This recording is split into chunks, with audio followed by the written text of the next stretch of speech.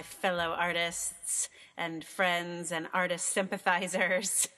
Welcome to episode 6 of Songs for the Struggling Artist. I am glad you are here and glad you are listening. So today on episode 6, we have a new blog. The travel time between printing and recording is like only within a day this time. So I feel like, I'm almost in the current moment with my writing / typing / printing / publishing / recording a new blog. So that's cool. Probably won't happen again real soon, but this is how things go. So today I'm going to be reading to you the blog titled Doing One Thing is a Privilege. I'm going to do that in just a second.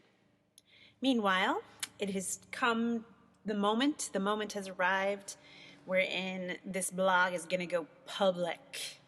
So far, it's been hiding out in a couple of places. One is in my Patreon patrons feed. I've been really just sharing it with my patrons. But because the only way to really share a recording is through SoundCloud, there have been a few extra listeners who have stumbled upon the blogcast on SoundCloud. Thank you, random strangers, lovely people on SoundCloud. But I have decided that I'm going to go ahead and let other people know where this is, so it's not just hiding in the dark corners of the internet. The lonely internet, as it was talked about in an episode of the Note to Self podcast. They were talking about how there are like little corners of the internet that nobody ever sees, that nobody visits, and I was like, oh, that's where I live. that's my corner of the internet. The lonely internet.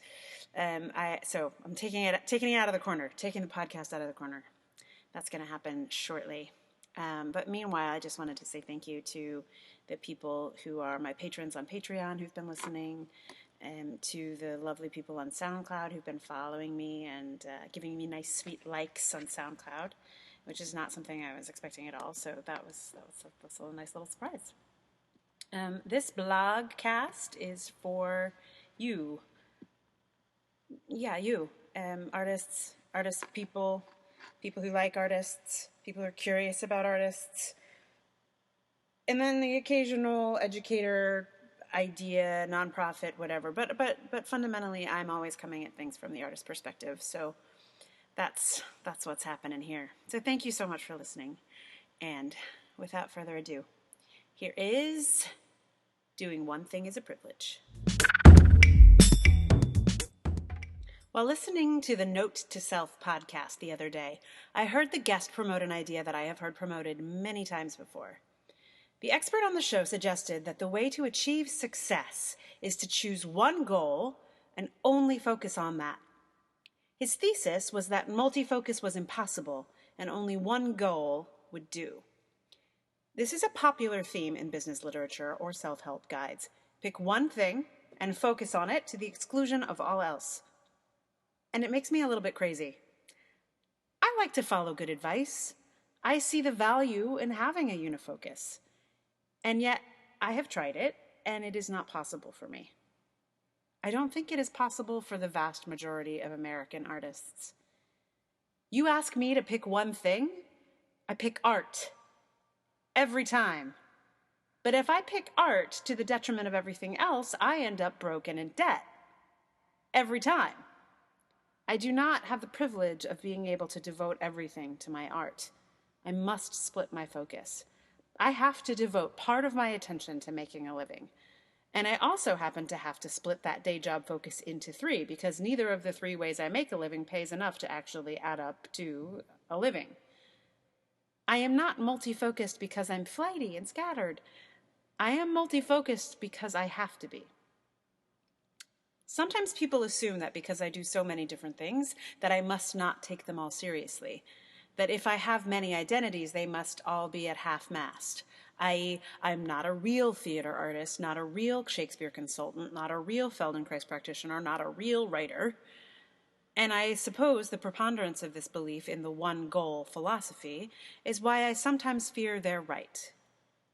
But my recent discovery of the multi-potentialite movement gives me some assurance that it is indeed possible to be good at many things, and that it needn't be only out of necessity. The man who was a child psychologist and a luthier, for example, is likely not in a position wherein he needs that second specialization.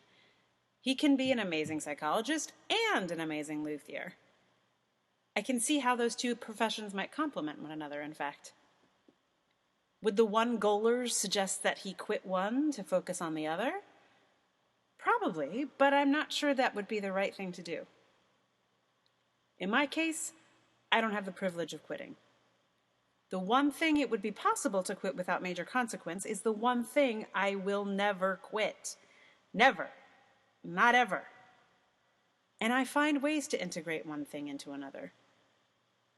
It all gets into my artistic work, no matter what it is or how. Focusing on one thing is a privilege that I hope to get to experience one day. I know my work would benefit from being able to give it my full attention all the time. But in the meantime, I find it more helpful to look to the multi-potentialite community to help me make my crazy, multi-focused life work. Their strategies are the ones that will actually apply to my life as it is now, rather than the one goal life I can only imagine.